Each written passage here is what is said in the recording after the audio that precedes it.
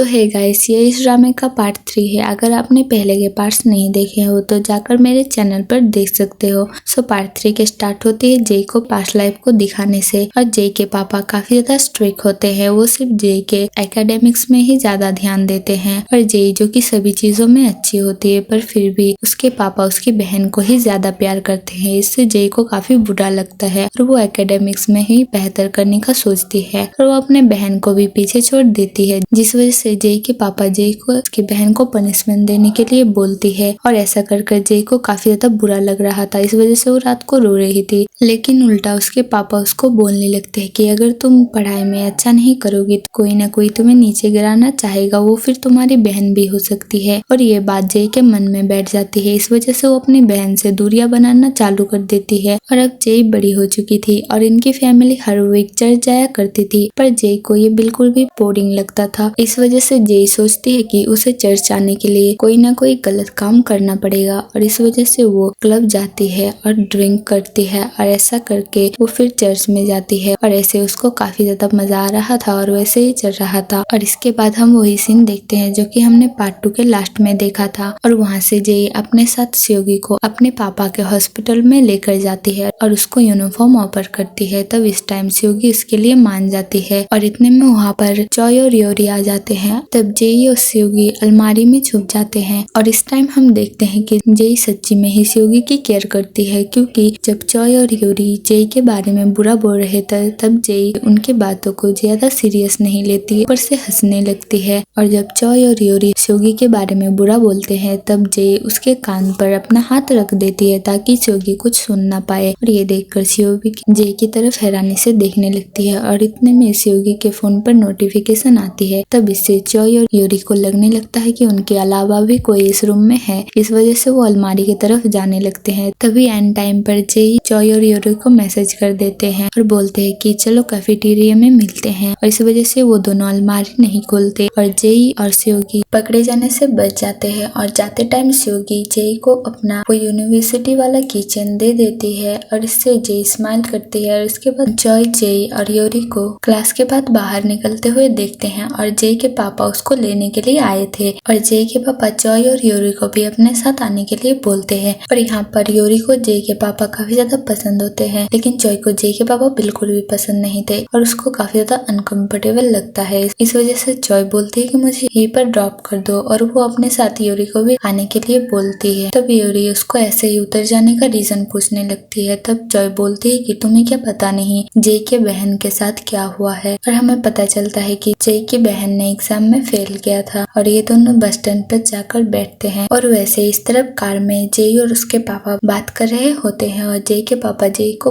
New transfer student के बारे में पूछते हैं। तब जय बोलती है कि आपको उसके बारे में ज्यादा फिक्र करने की जरूरत नहीं, मैं उससे काफी ज्यादा बेहतर हूँ पढ़ाई में। तब ये सुनकर उसके पापा मान जाते हैं। और वैसे हमें चॉय और योरी को दिखाया जाता है, उनके पास एक लड़का आकर उनको नंबर देने लगता है। तब चॉइस को सुनाने लग जाती है। तब वो लड़का बोलता है कि ये तुम्हारे लिए नहीं है और वो योरी के लिए वो दे रहा था। तब ये देखकर योरी तो काफी ज्यादा खुश हो रही थी। तब चॉइस के ऊपर गुस्सा कर बोलती है तुम इससे खुश क्यों हो रही हो। तब योरी बोलती है कि ये सभी सुंदर लड़कियों को ही मिलता है, इस वजह से तुम्हें कभी नहीं मिला होगा। तब ये सुनकर चॉइस के ऊपर गुस्सा करती है और चॉय जो होती है वो अपना मेजर चेंज करने वाली थी। इस वजह से वो सभी बुक को मैनेज कर रख रही होती है। और इस तरफ हमें जय को दिखाया जाता है और हम देखते हैं कि जय के पास भी वही सेम किचन होता है जैसा कि स्योगी के पास था। और स्योगी को देखते हैं जो कि एक मोमेंट याद करती है जब हॉस्पिटल में उसको किसी ने पीछे से रोका था और ये जय के पापा होते हैं। और हमें पता चलता है कि जय के पापा ही वो डॉक्टर थे जिसने कि स्योगी के पापा की सर्जरी की थी।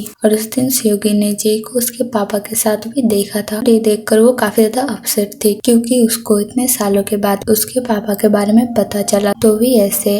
और इसके बाद हम नेक्स्ट डे देखते हैं जबकि स्योगी जय के पास जाकर उससे बोलने लगती है कि क्या मैं तुम्हारे साथ बैठ सकती हूँ। तब ये सुनकर बाकी सभी तो क्लासमेट हैरान नहीं थे, क्योंकि स्योगी तो पहले जय के साथ बैठना नहीं चाह रही थी और वो अब जय के साथ बैठना चाहती है। और इसी सीन के साथ हमारा ये पार्ट 3 भी एंड हो जाता है। Thank you for watching. मिलते हैं नेक्स्ट पार्ट में। लाइक कमेंट और सब्सक्राइब जरूर से कर देना।